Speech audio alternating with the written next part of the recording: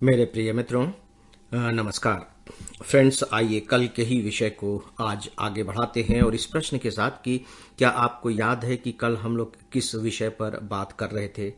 क्या आपको स्मरण है कि कल हमारी बात कहाँ समाप्त हुई थी? और यदि याद नहीं आ रहे हों तो प्लीज़ याद करने की कोशिश कीजिए। मैं जानबूझकर उन्हें रिपीट नहीं कर रहा हूँ, इसलिए क्योंकि जब आप अपने दिमाग पर दबाव डालेंगे तो बातें तो सामने आएंगी, लेकिन इसके साथ ही साथ जो सबसे बड़ी जो बात होगी, जो आपके अंदर घटना घटित होगी, वह होगी आपके अंदर की ललक का पैदा होना, अंकुरित होना।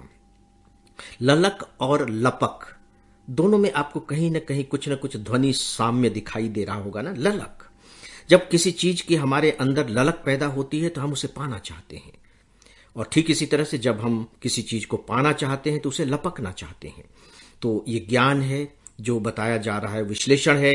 तो जब इसके पाने की आपके अंदर ललक पैदा होगी तब आप मान करके चलिएगा कि आपका दिमाग इसको लपकने के लिए तैयार हो जाएगा।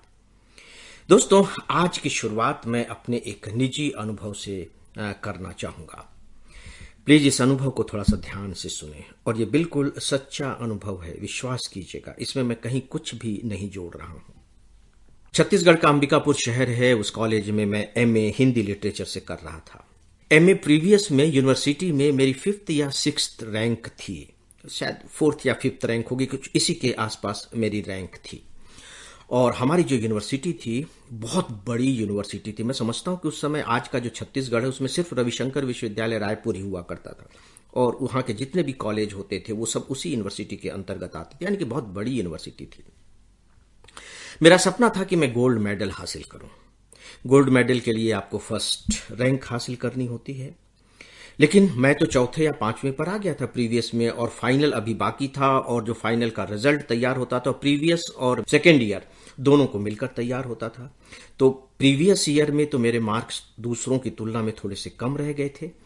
तो अब मुझे स्वाभाविक है कि जो सेकेंड ईयर है एमए का, फाइनल ईयर है, उसमें ज्यादा से ज्यादा मार्क्स लाने थे ताकि मैं फर्स्ट पोजीशन तक पहुंच जाऊं। जो मेरे से ऊपर है उन्हें मैं पछाड़ सकूं।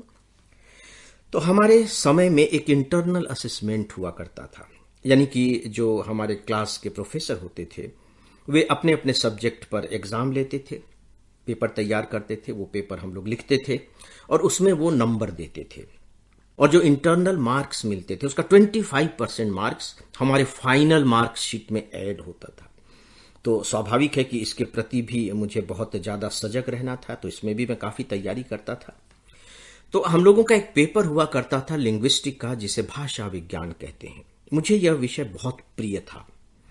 तो मैंने अपने प्लान के तहत ये किया कि अगर दूसरे विषयों में मैं विशेष स्टूडेंट के बराबर मार्क्स लेकर के आया तो ठीक है, वहां तो बराबरी हो जाएगी, लेकिन लिंग्विस्टिक के पेपर में अगर मैं बहुत अच्छा स्कोर कर लेता हूं तो हो सकता है कि मैं टॉप कर जाऊं।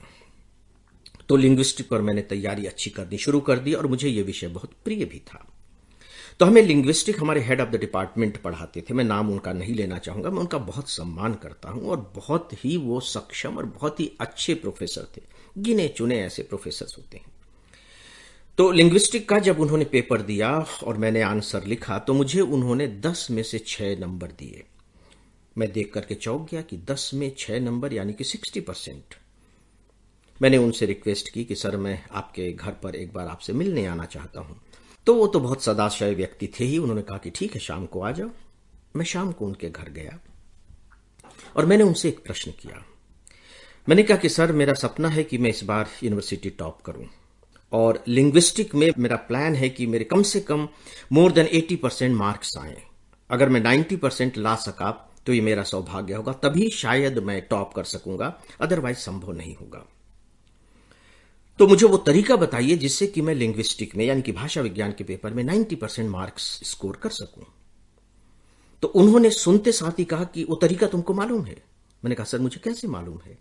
उन्होंने कहा कि जिस तरीके से तुम लिख करके आ रहे हो, जो तुमने अभी लिखा है, अगर तुम इसी तरीके से फाइनल एग्जाम में लिख पाए तो तुमको 90% मार्क्स मिल जाएंगे।